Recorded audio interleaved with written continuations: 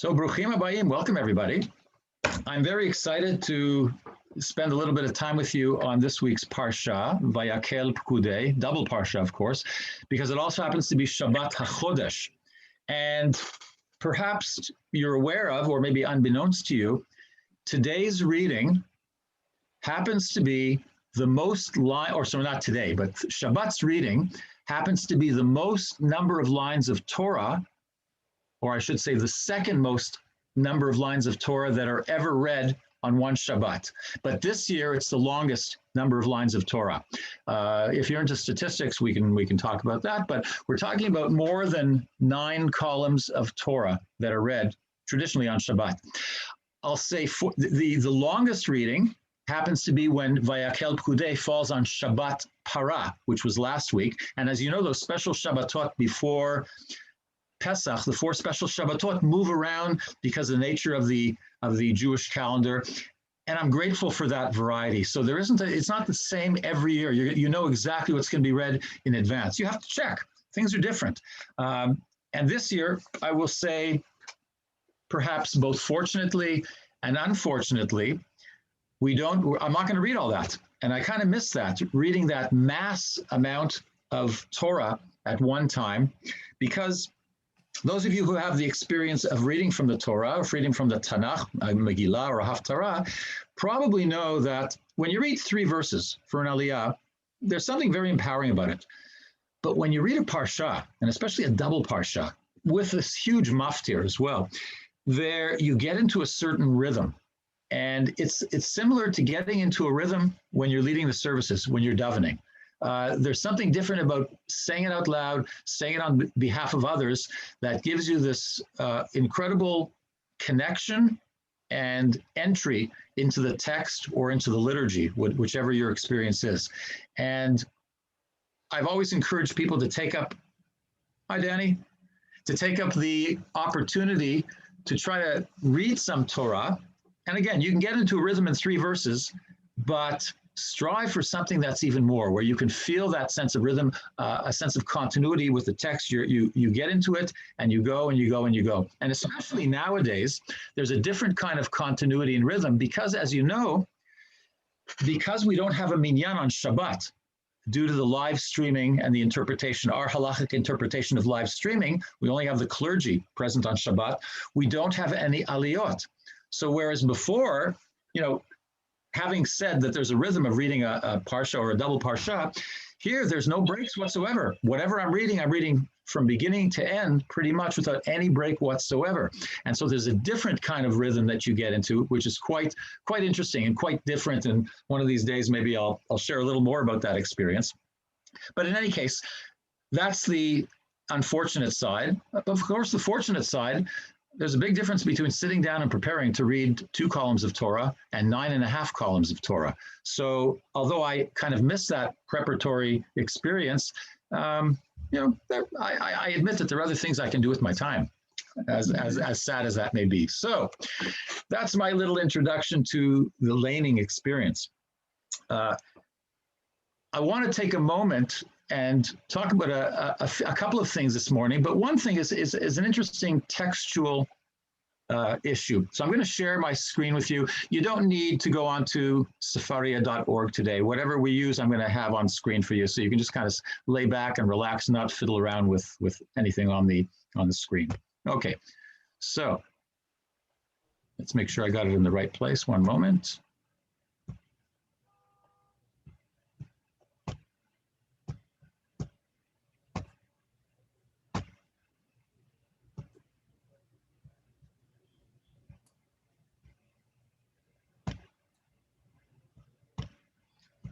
Too many buttons to press in sequence here. Okay, so give me a thumbs up when you can just see something on the screen there. Fantastic. All right, so I want to start with something that I always find fascinating when I consider reading this parsha, especially the first of the 2, Vayakel. So Vayakel means we talk about gathering people together. And it's perhaps not coincidental that the Parsha is called Vayakel, not so much because it's the first important word, but because it's in sharp contrast to a similar form of that word from the same root, with an incredibly different meaning. If we go back just to last week, when we're reading in Parshat Ki Tisa with the experience, the event of the golden calf, the Egel Hazahav, we read of that same verb, but in a very different form and in a very different context. So if I read that verse for you, Vayar ha'am ki voshesh Moshe laredet minahar vayikahel ha'am al Aharon. I'm not going to read the rest of the verse, and I'm going to go to the English. When the people saw that Moses was so long in coming down from the mountain, the people gathered against Aaron. So when we talk about vayikahel, it's a form of the verb where people on their own initiative are getting together. They're gathering, and in this context, and in a number of other contexts, also with Korach, where they talk about the kahal, the gathering, the people, the community that Korach gathers together in his rebellion, a little bit later on, we'll be reading that sometime in June, it's a negative connotation. It's people gathering for something that is not positive in its essence. And how do we know that? Because it says vayikahel. It doesn't say vayikahel ha'am, the people gathered. It says vayikahel ha'am al Aharon. They gathered against Aaron, meaning they had something evil, insidious in mind when they came together. It wasn't they came together to have an espresso with Aaron or to talk over cake and coffee or anything like that. They had a very specific goal in mind when they gathered Aaron. They needed Aaron to help them with that. They didn't care what his position might have been, but they had something in mind that was not of a positive nature. If we go a little bit later, interesting, in Parshat Ki, we come up with a different word, again, where people gather mostly on their own initiative, although perhaps somewhat cajoled and convinced into doing so by Moshe. And I'll read that too. Vayamod Moshe b'shar ha'machaneh, vayomer mi l'Adonai Elai, vaye'asu elav kol b'nei Yisrael. So Moses stood at the gate of the camp. As you recall, he comes down from the mountain. He sees the people reveling in all sorts of orgiastic and inappropriate behavior. He takes that golden calf, smashes it, grounds it into dust, mixes it with water from some flowing stream nearby in the middle of the desert.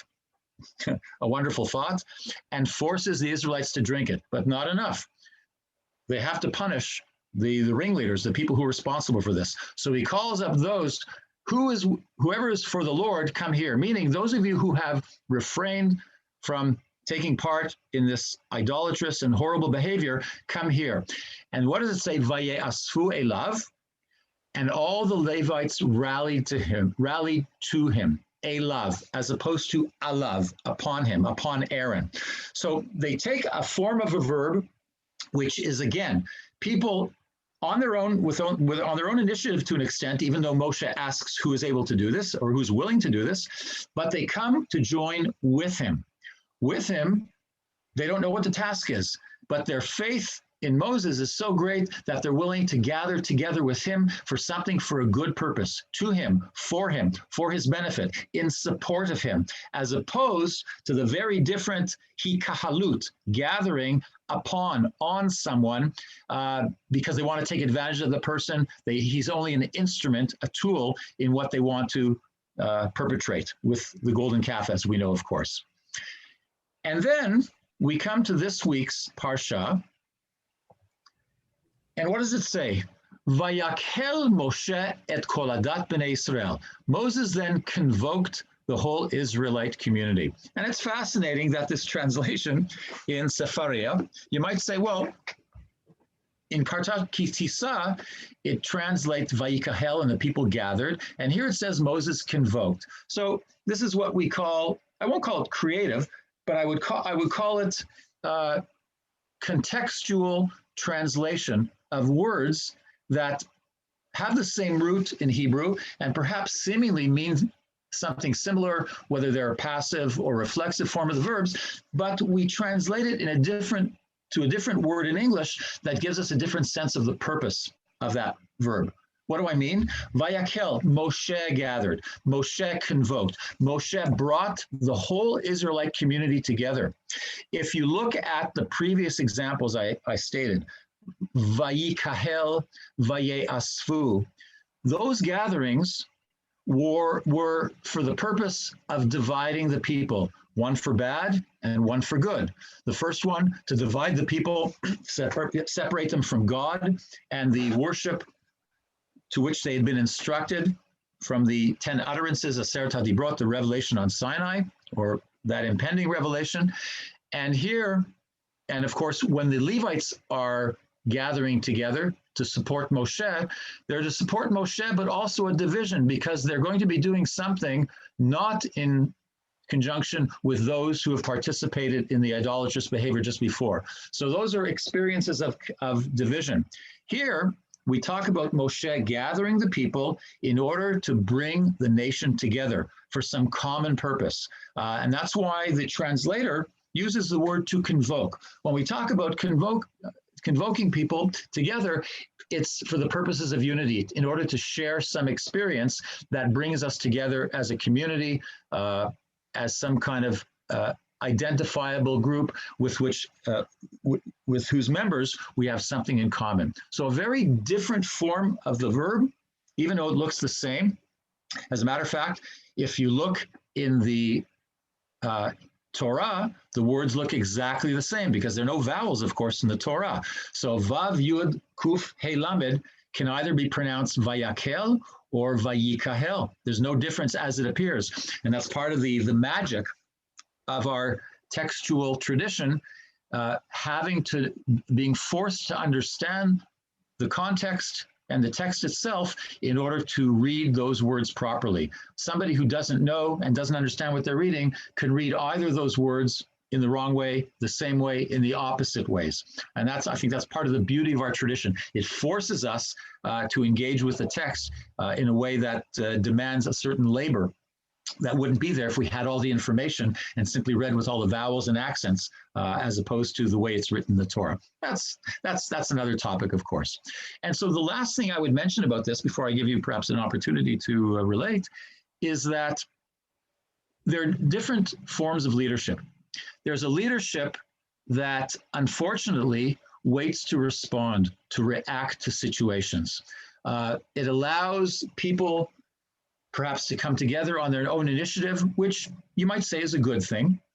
But often, without proper direction and instruction, that gathering may not be for the best of purposes and not one that suits the best interests of that community. A leader who allows that to happen too often, we can't prevent every such gathering and every such initiative of individuals in our community, but a leader that allows that to happen too often is not going to be a successful leader. Vayakel Moshe, convoking the whole Israelite community, taking the initiative, not being reactive, but proactive, with trying to evoke a sense of community, togetherness, common purpose. That is a successful leader. And I think Moshe learns from that incident. He wasn't there, of course, where the people gathered upon Aaron, and Moshe takes the initiative and does something in order to perhaps not just mitigate, but to preempt any further type of inappropriate gathering. Very, very powerful message about leadership in these comparisons of the term Vayakel from Parashat Ki Tisa and from Parashat Vayakel. And I imagine that you recall as well the lesson that Moshe learns in leadership as well, and perhaps more correctly, Joshua learns from the bad experience Moshe had of picking spies to go spy out the land, taking into consideration political sensitivities when he chooses the 12 leaders of the various tribes, without possibly anticipating what effect that might have and what their agenda might be that might not have been his agenda. Joshua, much later, secretively chooses 2 people on whom he can count. And of course, the results of that spying mission are much more successful, bilshon hamata, in gross understatement, than the one that Moshe initiates. Okay, so having said that, I've got another topic I want to cover as well, but I'd like to offer you the opportunity to perhaps share some comments on what we've talked about now. Anyone like to say anything? Ask.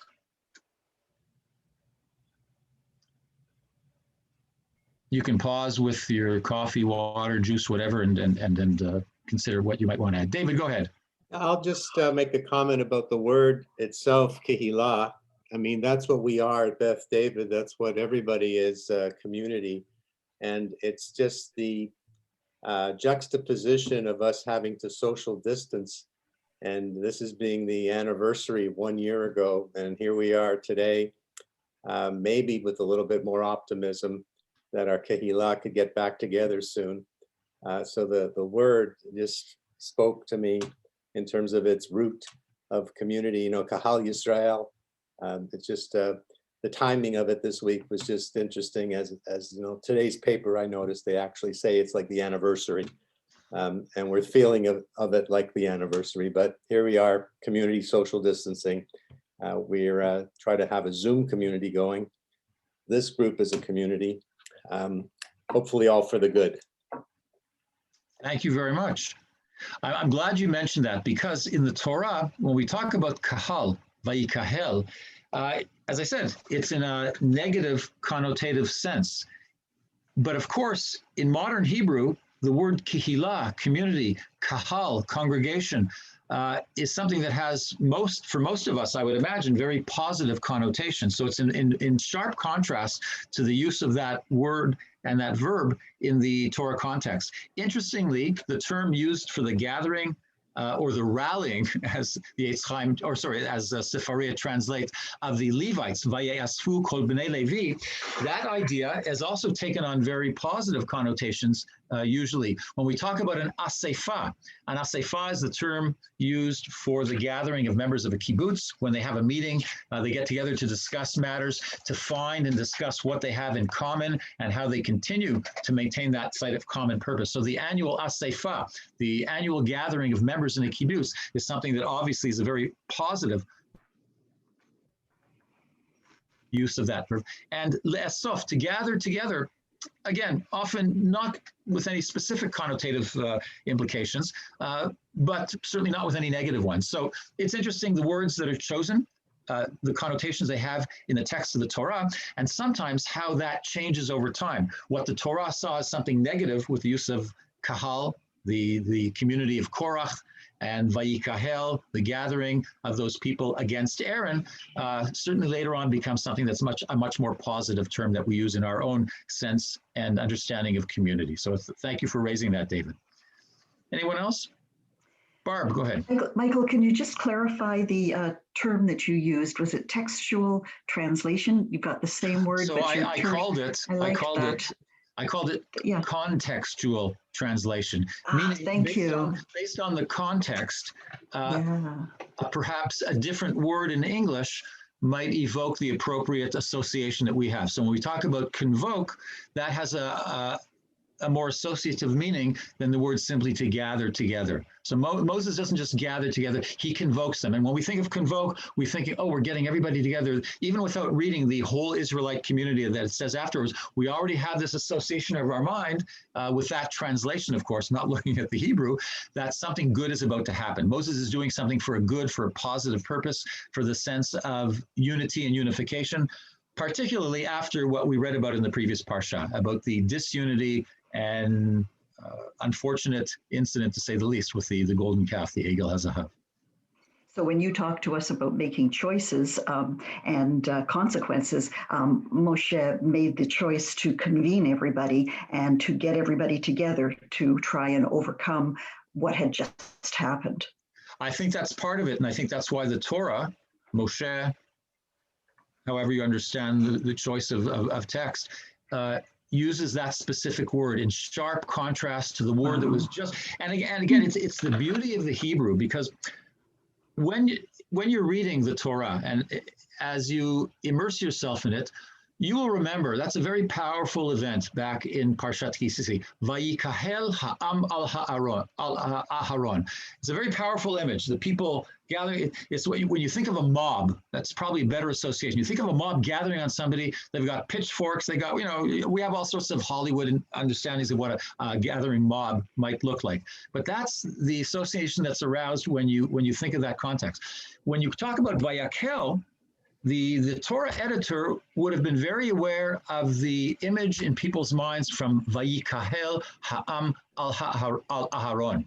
So when you say Vayakel Moshe et Kol Ha'am, it's kind of a soothing, healing, contrasting experience to the image you have in your mind from before.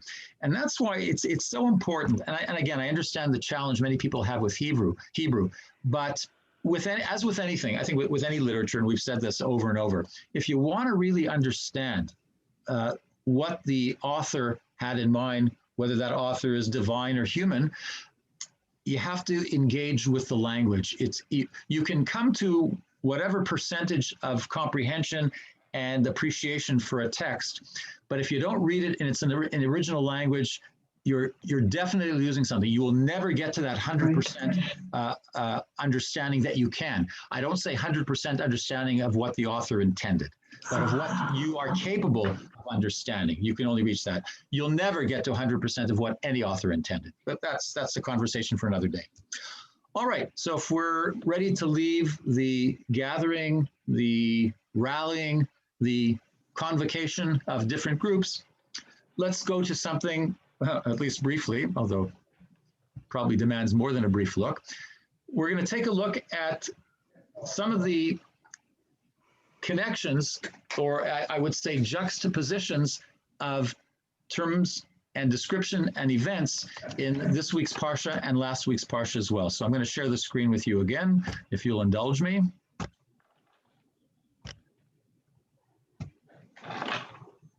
Now, one of the things that commentators have found fascinating in both Parshat Ki Tisa and Vayakel Pkudei is that two times, I'm just going to move this so I can access the screen, two times during the description of the building of the Mishkan, once during the instructions offered and once during the actual construction itself, what does the Torah put in? It put in these fascinating elements. It inserts the idea of Shabbat. And there's some wonderful commentaries about what this means. And it's quite clear, if you look at the simple translation, it talks about, certainly the second one, it talks about the fact that, and this is again right at the beginning of this week's Parsha, on the 6 days work may be done, but on the seventh you shall have a Sabbath of complete rest. Whoever does any work on it shall be put to death. So often the most common interpretation is that the Mishkan is a wonderful thing. It's a fantastic community project, but don't do this work on Shabbat. No matter what, Shabbat takes precedence over the Mishkan. It doesn't matter that God's going to dwell in the Mishkan, as God claims that God will do. There's no rush. Whenever it's ready, God will settle there. God will dwell there.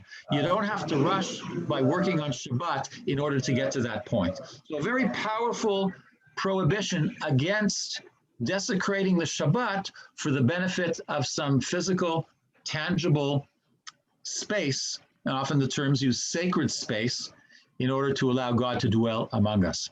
You don't need to desecrate sacred time, which Shabbat represents, and these are the terms that most commentators use, in order to allow sacred space to occur. I want to share a little bit with you something I read by Rabbi Ismar Shorsh, and somewhat inspired by a book written by John Levinson called Creation and the Persistence of Evil, where there's an effort to take a look at what's going on in Parshat Vayakel Pkudei, as well as Parshat Truma and Tetzaveh, which are the instructional phase of the Mishkan and the priestly implements from a few parshiot ago, as well as Ki Tisa, which has elements of that as well. So to look at this totality of 5 parshiot, the last 5 parshiot of the book of Exodus, and to see if there's some kind of thread in there that gives us a different type of understanding of what's going on. So there's an effort to say that Shabbat is there. Why? Not because you're supposed to rest and not work on the Mishkan and not do those various malachot, from which we derive the 39 chief types of labor that are forbidden on Shabbat. But it's much more significant than that. Shabbat represents creation as much as anything else. And if we look back at this first element of the Shabbat included in Parshat Kitisa, right at the end of all the instructions that are given for the building, it says, "V'shamru v'nei Yisrael Shabbat la'asot et Shabbat ledorotam berit olam. Beini uvein b'nei Yisrael oti olam ki sheshet yamim asa Adonai et hashamayim v'et haaretz uvayom hashvi'i Shabbat vayinafash." So this is definitely familiar to you. This is something that's part of our liturgy. We sing it usually before the Kiddush that we make on Shabbat. So it's something that most people are familiar with, if not having memorized those phrases itself. But this refers to a different element of Shabbat, not that you're supposed to necessarily cease from work, although it says that at the end, but the fact that God created the heavens and the earth. And Shabbat represents the culmination of that creation activity. And what is the Mishkan, if not a creative activity? The Mishkan represents an opportunity for the children of Israel to engage in creating something perhaps as perfect as the world which God sought to create during those first 6 days of creation. And I know you're going to have some comments and questions on that statement, but we'll come back to that in a moment. So the idea that the Mishkan allows us to engage in what we would like to believe is creating something perfect and ideal.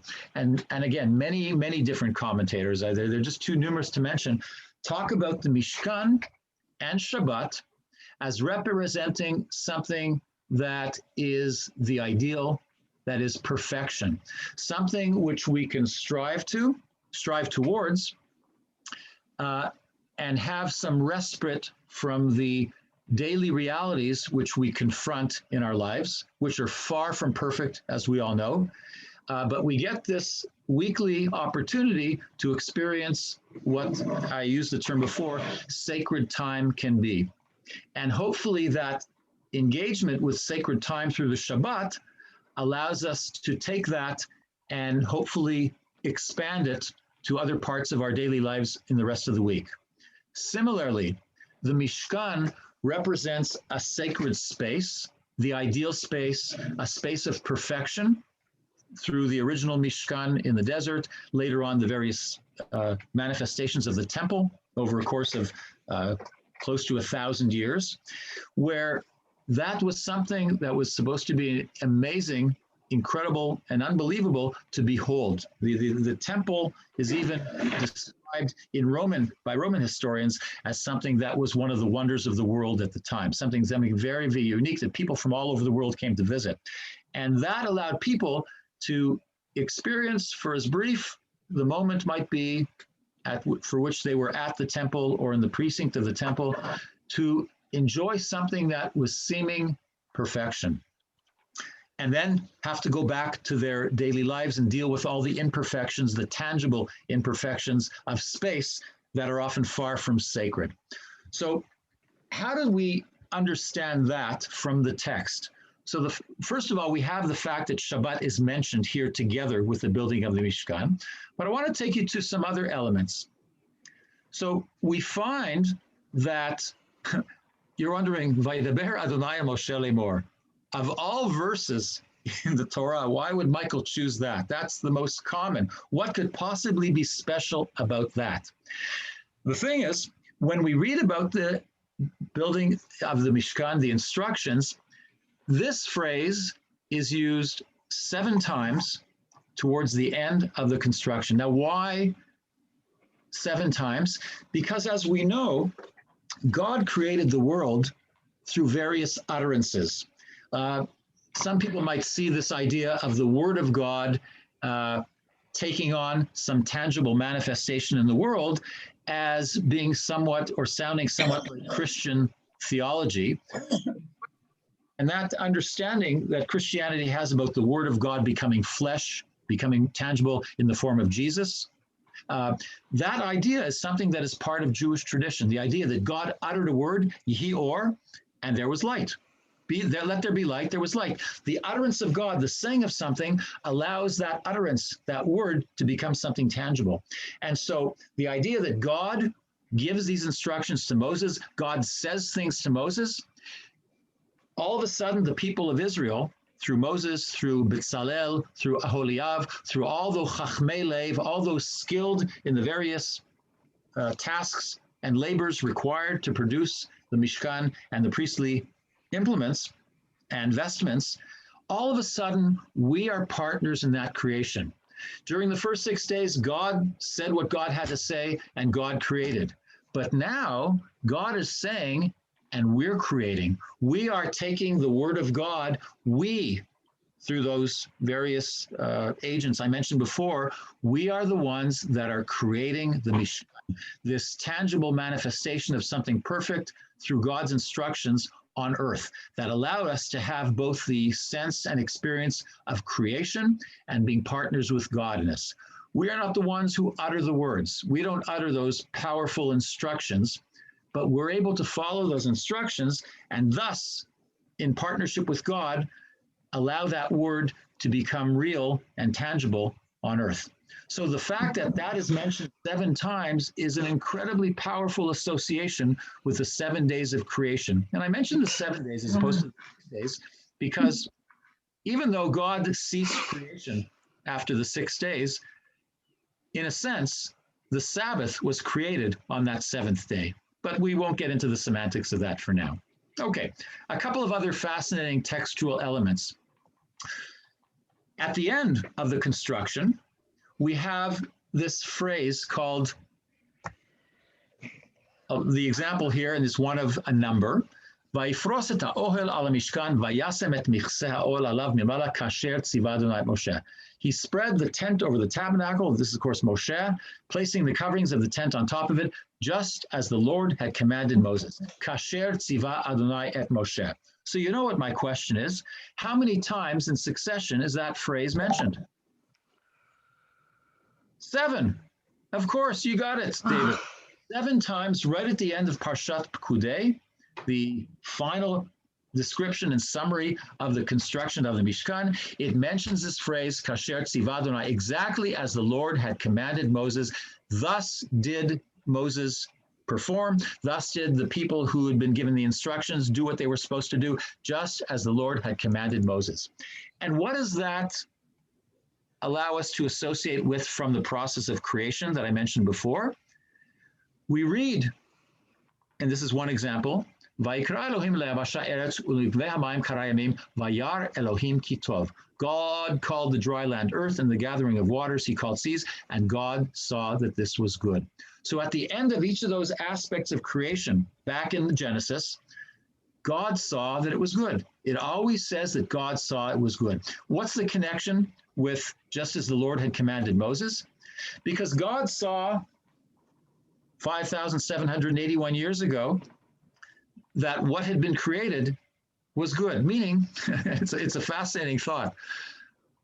God construed something, God uttered something, and God created. But that's not enough. God had to evaluate.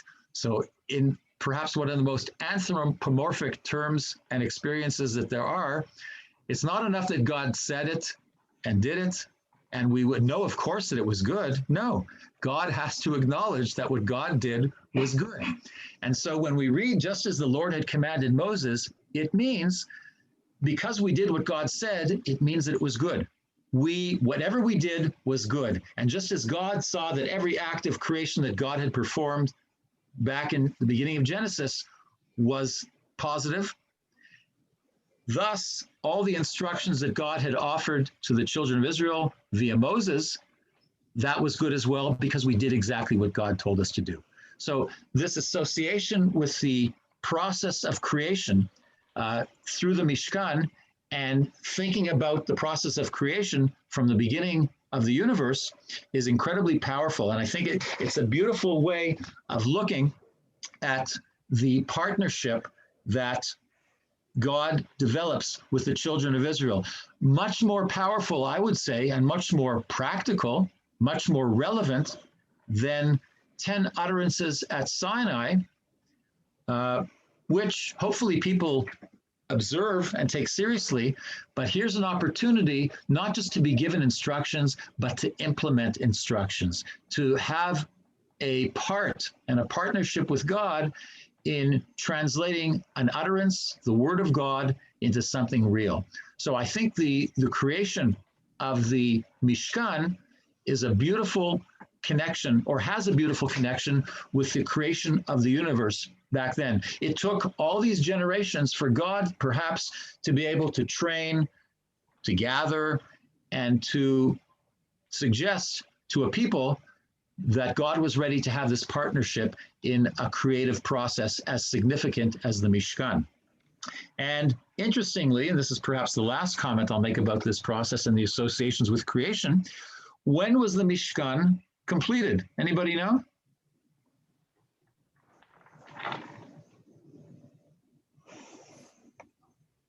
Well, it tells us. On the first day of the first month, you shall set up the tabernacle of the tent of meeting. And then, of course, in the first month of the second year, on the first of the month, the tabernacle was set up. What is the first day of the first month? Rosh Chodesh Nisan. Now, you might say, okay, well, Rosh Chodesh Nisan, that's beautiful. That's the beginning of the year, of the first month of the year, and that represents, when we talk about the various New Years we have in our tradition, that's the New Year that represents the formation of a people, the liberation from Egypt in that first month.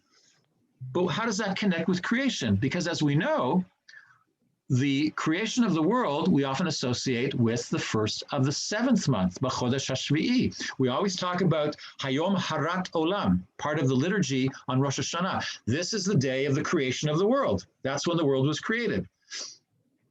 So what's this big deal about the first month, the first day of the first month, Rosh Chodesh Nisan? Because if we're talking about being partners in a creative process, the creation of the world took place in a vacuum, out of a void. There was nobody there to be a partner.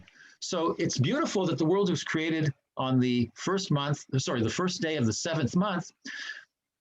But that's a nice day to think about, but it's not a day that we can identify with. It's because we weren't there to share in that creative process. But on the first day of the first month, when we're getting a sense of who we are as a people through liberation and redemption from slavery in Egypt, and starting to form what's going to be the most troublesome and stiff-necked of all peoples, that is a day that would be much more appropriate for partnership in the creative process of the Mishkan. And there is a beautiful association that Rabbi Shoresh mentions here. This is taken from Genesis 8:13. ויהי באחת ושש מאות שנה בראשון, באחד לחודש חרבו המים מעל הארץ, ויסר נוח את מכסה התיבה, וירא, והנה חרבו פני האדמה. In the 601st year, in the first month, on the first of the month, the waters began to dry from the earth, and when Noah removed the covering of the ark, he saw that the surface of the ground was drying. So why is this relevant at all? Because if you think about it, that first creation of the world was a fascinating narrative and wonderful process, but it was all destroyed with the exception of Noah and his family. And so the recreation of the world, in which humanity is going to have a much more integral part, and in which God is going to acknowledge that things are not perfect, that humanity is humanity. And with all its imperfections, that's what we've got to work with. That's what God perhaps has what to work with. So the fact that the world, the initial world, was created on the first of the seventh month is great, but the recreation of the world that is going to continue with an acknowledgement that things cannot be perfect, the world is not ideal, it's much more appropriate that that take place on the first of Nisan, just as the creation of the Mishkan in our partnership with God takes place on the first of the month of Nisan as well. And so I spoke about before the fact that the Mishkan and Shabbat can be seen as the ideal, as something that is of perfection, which we can at least momentarily in time and in space engage with, if not on a regular basis. But it's quite fascinating that if you think about it, it's wonderful that we're partners with God in the creation of the Mishkan. But let's be honest, as much as Bezalel and Oholiav and all the others may have been inspired by God, Vayimale Oto Ruach Elohim. God filled him with the Spirit of God. Do you really think that the construction of Mishkan created something that was perfect, that was flawless, that didn't have, when somebody was putting, I think of my experience with IKEA assemblies, when somebody was putting something together, they didn't accidentally force something that caused a tiny chip in the wood in the corner? You really think that that didn't happen with this incredibly elaborate construction of the Mishkan? It doesn't say that anywhere. It doesn't say that there was any imperfection. But I think the beauty of our understanding of this process is that just as God created a world that we would like to see as ideal, we know the world was created and its recreation after Noah with all the imperfections and fallible elements of humanity and of other elements of nature as well. There is nothing perfect. And there probably were blemishes and imperfections that were quickly painted over. I don't know exactly what they did in the Mishkan to make it look as perfect as possible. But part of our understanding of any creative process is that anything we create, whether it's in partnership with God, in partnership with our loving partners, or with other people with whom we engage in the community, nothing is going to be perfect. We can say we're trying to build something perfect and we'll come as close as we may possibly be able to do. It's not going to be anything that has sheer perfection. Just as I imagine, although of such, the Mishkan was not without blemish, without flaw, and perfect is as well. And I think that's part of our acknowledgement of our place in this world, understanding that we can seek, we can strive for something that is an ideal as well as we understand and construe that. But that's not going to happen. And we have to accept that. I would say, just as God accepted that the world was far from perfect, but learned to live with it after the flood. So if anyone would like to offer their comments, I'm happy to hear what you have to say. Michael? Yes, Anna. There are certain groups of people who, when they make something, they deliberately put a flaw in it or omit a part because nothing is ever perfect. And so they make sure that this is not perfect. Out of the fear of producing perfection, they ensure that it remains with a known, a familiar blemish. Okay, you're right. That's an interesting thought. Yeah. David, go ahead. In the theme of perfection, teaching students, making mistakes, getting lousy grades, that type of thing, and nobody's perfect. We always say that the club of perfection has no members. I like that. As far as the Shabbat comparison to the Mishkan, I follow Rabbi Sachs, Jonathan Sachs, Zichrono Livracha, and he talked about Shabbat being given as a sanctuary in time, whereas the Mishkan is given as a physical sanctuary. And I really like that because the physical sanctuary is gone, so to speak, but the Shabbat remains throughout generation and generation that keeps the Kehillah, keeps the community going strong. I found that very powerful in terms of the comparison of the two. And finally, if you scroll back to to your line that said the first day of the month, there's 7 words also. And apparently there's all kinds of these kinds of things where there's Vayihi b'chodesh harishon b'shana hashanit b'chad lachodesh. What you highlighted there was 7 words. But there's all kinds of things there that I remember reading about with 21 words and 35 words and multiples of 7. So if there was any design to this, it was to remind us that Shabbat, the creation and Shabbat, culminating in Shabbat is much part of Kehillah as the Mishkan is. Thank you very much for that. Anyone else?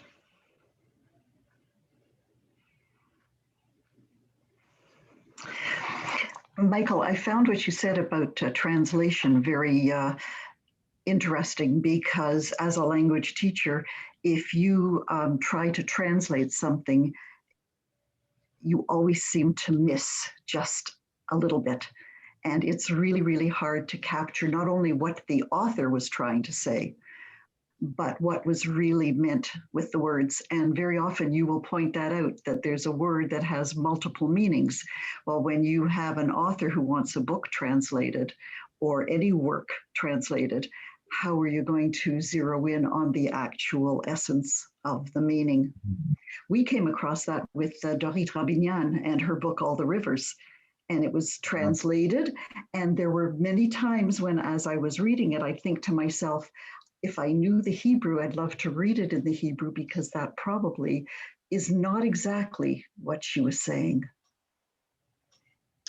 And the challenge of translation, I think it's sufficient in literature. But it's interesting that different faith communities have different approaches to translation of their original texts. And I'm hoping to do a session on that and invite some guests to help us understand that better. But Muslim, Christian, and Jewish approaches to translation are very different. And that in itself is a fascinating discussion. So I hope to have that perhaps later in the spring or maybe next fall, where we have an opportunity to explore how different faith communities, and not just the major monotheistic ones that we often talk about, but many others as well, how they view their texts and how they view translation of their text, whether for the benefit of their own communities or for the benefit of others from other faith communities. So that would be an interesting discussion. So I'm glad you mentioned the issue of translation. A great idea. Good.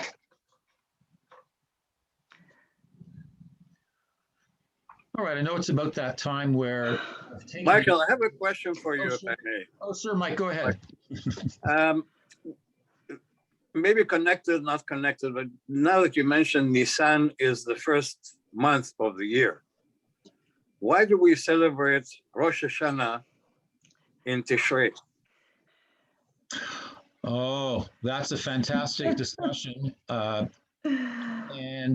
I'm not going to get into that now, but what I would say is, if you just as a bit of a motivation to think about it, and we can talk about this during a class as well. Think about the time of year where Rosh Hashanah takes place. Think about what's going on seasonally, Rosh Hashanah. Think about what's going on seasonally with Nisan and Pesach as well. So the placement of those New Year celebrations are very much connected. And then again, this contextual designation, very much connected with the season in which they are. It's not by chance that Rosh Hashanah happens to be after the summer, in the fall, thinking already perhaps of winter and what the implications are, as opposed to the dawn and birth of community and nation in the spring during that process. So that's a bit of a hint about why we celebrate those two New Years when we do. But of course, the discussion is much more involved than that. But that's something to at least get started on in terms of thinking. I think I've taken enough of your sacred time for this morning. But one last thing I want to leave you with is, and I think we need to do this more regularly. And you may say, well, you beat that drum way too often. I don't think I can beat it too often. So last night and today happens to be a phenomenally fascinating event in Muslim tradition, something called Laylat al-Miraj, which means the night of the ascension. Of the Miraj is actually a ladder of climbing. What does that have to do with it? It's the evening, the night on which Muhammad was taken on al-Burak, something between a donkey and a mule, and flown from Mecca to Jerusalem.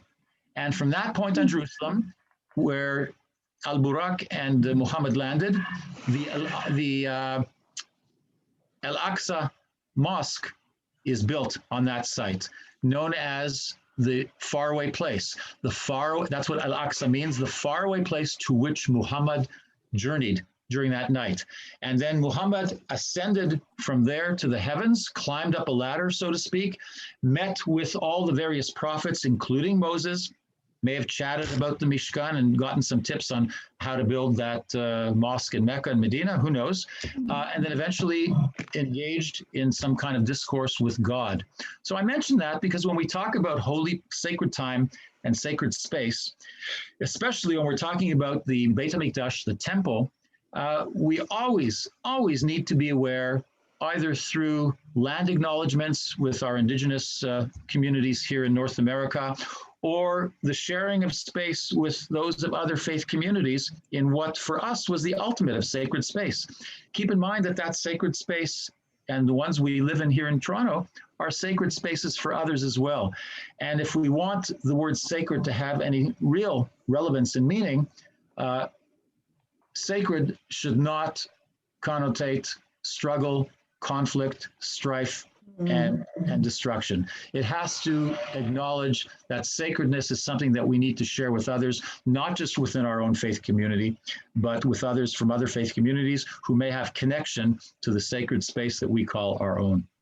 So on that note, I wish you all a wonderful, inclusive day and look forward to seeing you soon. You take care and stay well. Everybody stay healthy. Thank you so much, Michael. Really fascinating. Yishakor, Michael, take care. Thought Have a good day, provoking as everyone. usual. Take care, everybody. Thank you.